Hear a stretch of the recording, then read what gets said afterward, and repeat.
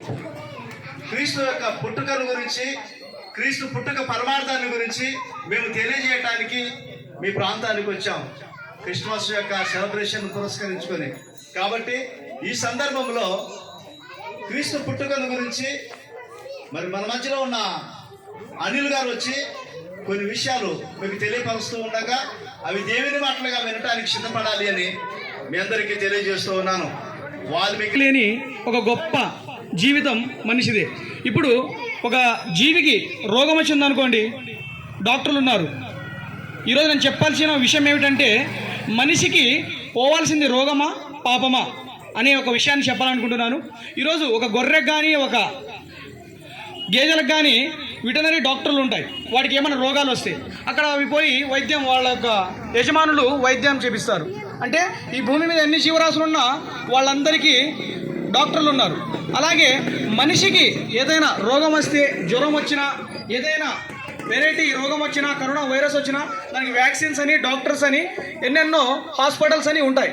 అయితే ఈ భూమి మీద సామాన్యుడి నుండి శాస్త్రవేత్త వరకు ఎలాంటి వారికైనా రోగం వచ్చినప్పుడు డాక్టర్లు ఉన్నారు, వైద్య రంగం ఉంది.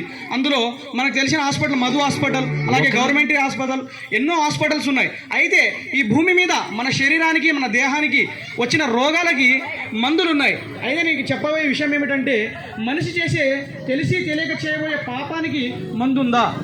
జాగ్రత్తగా మీరు ఆలోచించగలిగితే ఈ భూమి మీద ఎంతమంది అయితే పుట్టారో వారందరికీ ఏ రోగం వచ్చినా కానీ, పెద్దవాళ్ళైనా, ముసలివారైనా, చిన్నవారైనా, వాళ్ళకి పిల్లల డాక్టర్లని, పెద్ద డాక్టర్లని, ఏ రోగానికైనా మందులు ఉంటాయి. కానీ మనిషి చేసే ఒక పాపానికి మందు ఉందా అని మనం ఆలోచించగలిగితే, మనిషి చేసే పాపానికి కూడా ఒక మందు ఉంది. అది ఏ మందు అంటే, అది పసురు మందు కాదు, అది సూది మందు కాదు, ఏ మందు కాదు. ఆ మందు ఒక మనిషి పాపం చేసిన ఆ మనిషి యొక్క పాపాన్ని తీయడానికి 2024 సంవత్సరాల క్రితం ఒక గొప్ప డాక్టర్ వచ్చాడు.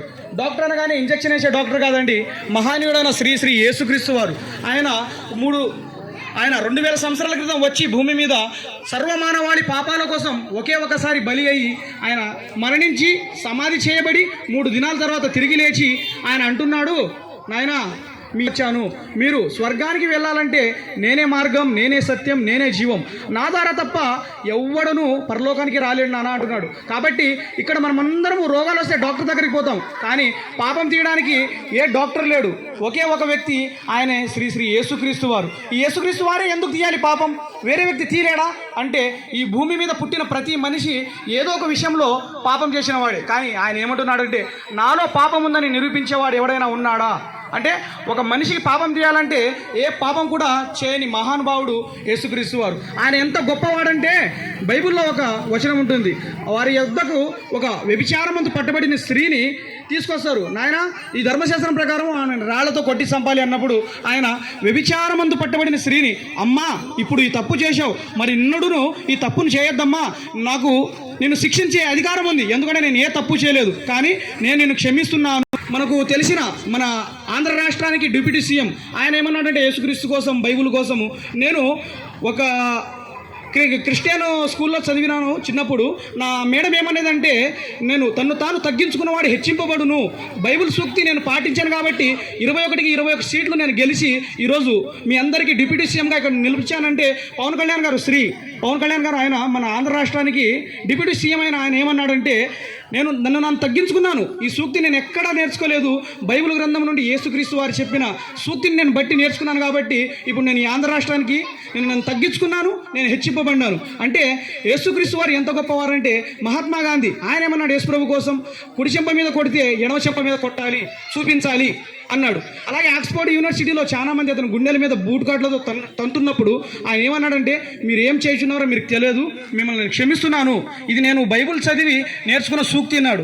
ఇంకా స్వామి వివేకానంద గారు ఆయన గొప్ప వ్యక్తి, ఆయన ఏమన్నాడంటే, యేసుక్రీస్తు వారి కోసం ఏమన్నాడంటే, స్వయంగా నేను కానీ యెరూషలేములో ఆ మహానుభావుడు యేసుక్రీస్తు వారు పుట్టిన కాలంలో కానీ నేను పుట్టి ఉంటే నా గుండెల్లో ప్రవహించే రక్తంతో ఆ మహనీయుడి కాగాడు నేను కడిగి నా జన్మాన్ని ధన్యం చేసుకునేవాడిని అన్నాడు. అంటే ఒక యేసుక్రీస్తు వారి కోసం చాలామంది చాలా విధాలుగా ఎందుకు అంటున్నారంటే, పాపము చేయని పావనుడు శ్రీ యేసుక్రీస్తు వారు. ఈ భూమి మీద ఎంత గొప్పవారైనా ఉండని ఏదో ఒక చిన్న విషయంలో పాపం చేశారు. కానీ ఆయన ఏమంటున్నాడంటే నాలో పాపం ఉందని నిరూపించేవాడు ఎవడు అంటే ఆయన పాపం చేయకుండా బ్రతికాడు కాబట్టి మన అందరి పాపాలు తీసే ఒక అధికారం ఆయనకి ఇవ్వబడింది.